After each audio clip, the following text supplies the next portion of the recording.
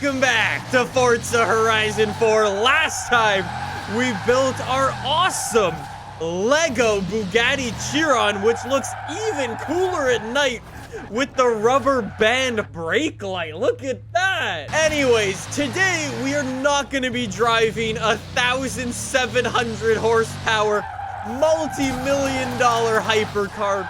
Today, we're driving something a little bit different. If you checked out the video that I put together a couple of days ago featuring none other than the orgasmic Lexus LFA.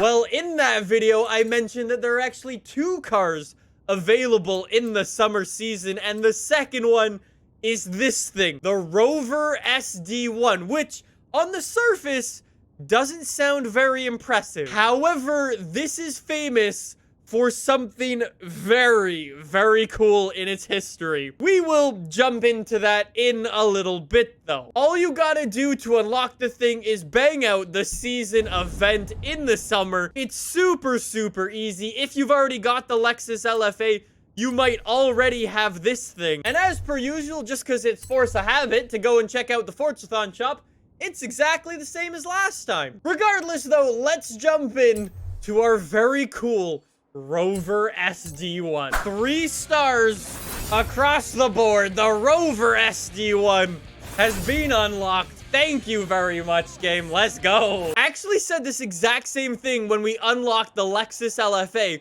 but with the addition of now Rover in Forza Horizon 4, this is another new manufacturer for the game, which is really, really cool. So props Playground Games for bringing us another one. I mean, I guess technically it's Rover slash British Leyland slash not very good cars. Don't worry about that. Gloss over that. Anyway, so the Rover SD1 with its big old V8, it has 191 horsepower, 200 foot-pounds of torque, and it's actually not that heavy, 3,200 pounds. This is actually a very, very quick D-Class car. As we were saying, this is a big old V8 in here.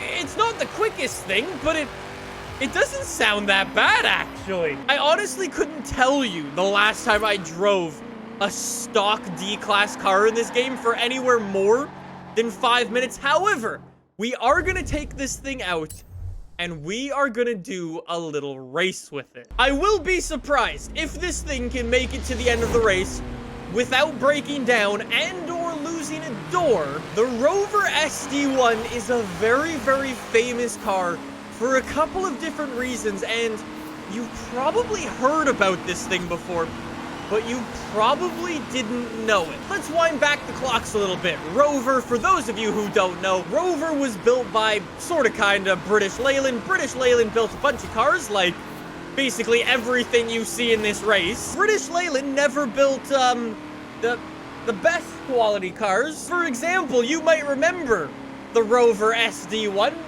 which was famously used on Top Gear, and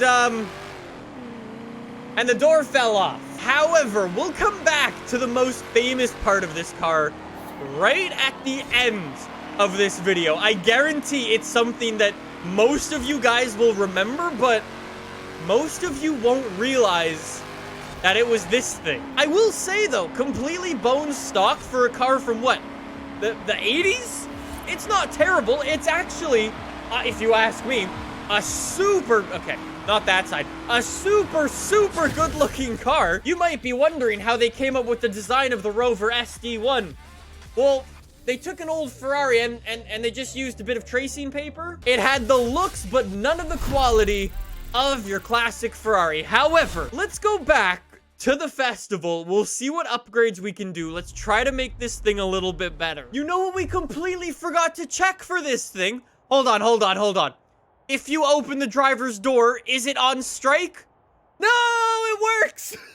If you haven't watched Top Gear, you have absolutely no idea what I'm talking about. We've got the 3.5 liter V8, We can swap in a 6.2 V8. That would certainly give us some horsepower. We can, no way, we can toss in a little 4-cylinder into this thing. Okay.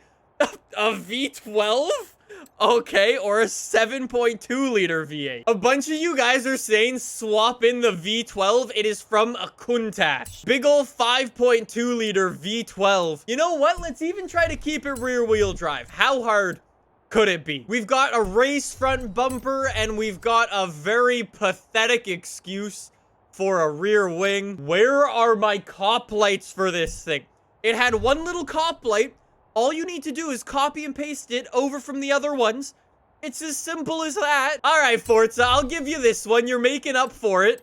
Yo, with some crazy engine spacers. Would you look at that? Ah, with some drift suspension. I will be honest, I was hoping for maybe like an extra inch or two. We could have gone full hella flush with this thing, and that would have been really cool. I'm not going to bother maxing out the engine because we're just going to spin wheels. 600 horsepower.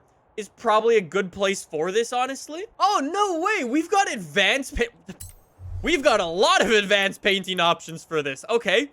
So we've got the whole body of the car being one group. And then the second group, that's going to be our bumpers.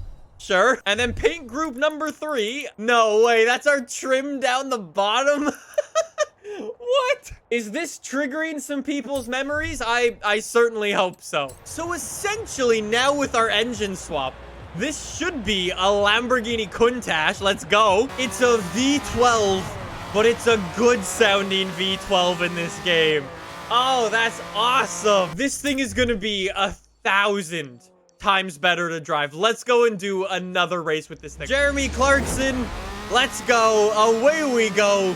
In the Lamborghini Countach. Yo, I mean, if there's a car that's gonna catch on fire, it is definitely this one. I will say, though, I mean, it may not be the fastest thing out there, but it's actually really fun to drive. I don't know what it is. Part of it is definitely the absurd soundtrack that 100% doesn't fit in this car. I think the other part might just be, though, this car is just a genuinely fun car to drive. It's like, I haven't gone over the top with horsepower. I haven't tried to turn it into a drift monster or a race car. It's just a nice car to drive around in and chill. That's it. And it does a fantastic job at it. Yo, come on. Get the Audi, man. Yes. Before the final corner. Rover, get it to the line in victory. I mean, hey, you know what as well? The Rover SD1 way back in the day was actually a really good... I think it was a Group A car, if I'm not mistaken. So, hey, maybe that's where some of, like, the fun factors coming from for this thing. But first place, absolutely nailed it. At the start of this, I said that probably each and every one of you have heard of the Rover SD1 before. And that's because of one very famous drive that it made back in the day. Why don't I try to recreate it in Forza Horizon 4? You might remember this thing because this is the car that did the famous liver run. Now, if you don't know what the liver run is, it went from Stansted to the center of London, a 27-mile journey in less than 30 minutes. Ripping it through the streets of London was one of these, and all of it was on camera. It was one of, like, the earliest cop chase sort of kind of things that was done. I was thinking, in Forza Horizon 4, why don't we try to give it a go? Let's go all the way from our very own Stansted Airport. You could probably tell because it's just equally as run down as Stansted Airport. And we go from there, and we've got to deliver a liver all the way in Ambleside. Can we make it on the liver run in 3, 2, 1, go? I've changed my camera view by accident.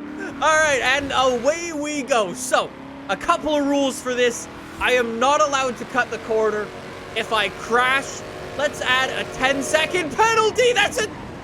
Bruh. London traffic for ya. We're gonna be able to go on the highway. That's not a cop horn, but it will do. On to, that's the M something. Good. I don't actually know which way the game is sending me. I'm just following the route. But for some reason, it's making me go north when I need to go south. Get out of my way. This is worse than the actual drive. I'm honestly surprised that I haven't crashed yet. Ow. Dickhead! That's 10 seconds! He's put a dent in my Rover! Look at my front! Look at my headlight! Literally, the traffic is worse drivers than the population of the UK. What are we doing? Now we're reeling him in, though. 110 miles an hour in the Rover. Out of my way, BMW Mandem. This is gonna be really close. I'm literally driving as fast as I can. The Rover's got nothing else to give. Less than a mile to go. 50 seconds on the clock. Out of the way! Out of the way! Bob! Keep it going! Half a mile! 30 seconds! This is gonna be really close! Arrive at the hospital! Deliver it up the garden! We're here! Oh, I was 5 seconds too late. He died. That's unfortunate. I'm just gonna say I blame the UK transportation system. If it wasn't for your annoying trains, I would have done that.